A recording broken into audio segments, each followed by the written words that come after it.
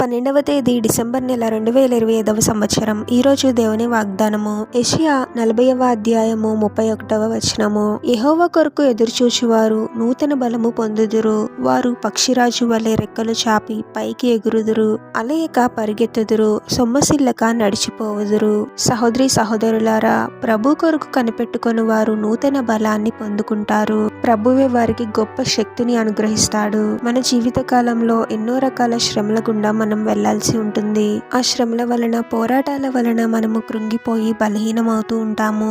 ఆరోగ్య బలహీనత అయినా, మానసిక బలహీనత అయినా, పాపానికి బానిస అవుతూ ఆత్మీయముగా బలహీనంగా ఉన్న ప్రభువే మనకు గొప్ప విడుదలను అనుగ్రహించి నూతన బలంతో మనల్ని నింపుతాడు. ఎటువంటి బలహీనతలో మనం ఉన్నప్పటికీ మనం చేయవలసింది ఒకటే, ప్రభుపై విశ్వాసాన్ని కలిగి ఉండి ప్రభు యొక్క సహాయం కోసము కనిపెట్టాలి. దేవుని వాక్యం చెప్తుంది, ఎవరైతే ప్రభు కోసము ఎదురు చూస్తారో వారు నూతన బలాన్ని పొందుకుంటారు. పక్షిరాజు వలె రెక్కలు చాపి పైకి ఎగురుతారు. అలసిపోకుండా పరిగెత్తుతారు. సొమ్మసిల్లక నడుస్తారు అని. శ్రమల వలన, పోరాటాల వలన బలహీనంగా అలసిపోయిన మనల్ని ప్రభువే స్వస్థపరుస్తాడు. అలసిపోకుండా పరిగెత్తే వారముగా, సొమ్మసిల్లకుండా నడిచే వారముగా ప్రభువే గొప్ప శక్తితో మనల్ని నింపుతాడు. ప్రార్థన.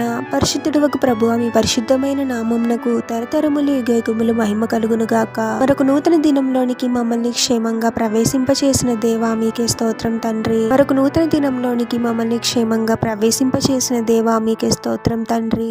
కష్ట పరిస్థితులలో కృంగిపోయి బలహీనమయ్యే వారముగా కాకుండా, ఎటువంటి పరిస్థితినైనా నా ప్రభు అద్భుతంగా మార్చగలడు అనే గొప్ప విశ్వాసాన్ని కలిగి ఉండి మీకు మొరపెడుతూ మీ సహాయం కోసము ఎదురు చూసే వారముగా మమ్మల్ని దీవించండి ప్రభువా.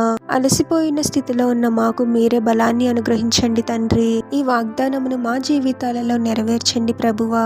ఏ పరిస్థితిలోనూ బలహీనపడే వారముగా కాకుండా మీ నుండి గొప్ప బలాన్ని పొందుకొని విశ్వాసంతో మీ సహాయం కోసము ఎదురు చూసే వారముగా మమ్మల్ని దీవించమని ఈ ప్రార్థనలో ఏకీభవిస్తున్న ప్రతి ఒక్కరిని పేరు పేరున దీవించి ఆశీర్వదించి అభిషేకించమని, వారు చేసే ప్రతి పనిలో మీరే వారికి తోడుగా ఉండి వారిని అన్ని కీడుల నుండి, అపాయాల నుండి మీరే వారిని రక్షించమని ఈ మా మనవులన్నీ యేసుక్రీస్తు వారి పరిశుద్ధ నామంలో అడిగి వేడుకొనుచున్నాము తండ్రి. ఆమెన్.